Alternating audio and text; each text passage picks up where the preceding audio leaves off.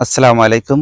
আজকের এই ভিডিওটা তাদের জন্য যাদের কান পাকে কান পেকে পুজ রক্ত বের হয় তাদের জন্য। আমার সামনে যে উদ্ভিদটা দেখছেন এই উদ্ভিদটার নাম হচ্ছে আশাওড়া গাছ।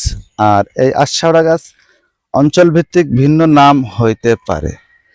এই আশাওড়া গাছের থেকে কিভাবে আপনাদের কানের পুজ রক্ত কান সুস্থ করা যায় সে বিষয়ে কথা হবে। এখানে দেখতে পাচ্ছেন এই যে আশাওড়া গাছের গোড়ায় এই ধরনের প্রচুর একটা বস্তু জন্ম হয়। এই যে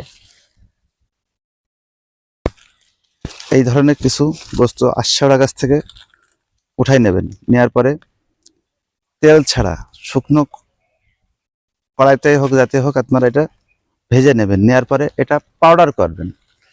পাউডার হয়ে গেলে পাউডারের সাথে খাঁটি নারকেল তেল দিয়ে এটা মিক্সড করবেন। মিক্সড করার পরে যেখানে আপনাদের ক্ষত আছে, যেখানে পুজ রক্ত বেরোয় সেই কানে আপনারা তেল দিনে 3 থেকে 4 বার দেবেন। দিলে ইনশাল্লাহ আপনাদের কান পাকা ভালো হবে। আর আমাদের সাথে থাকতে আমাদের পেজটি ফলো দিয়ে রাখুন। আসসালামু আলাইকুম।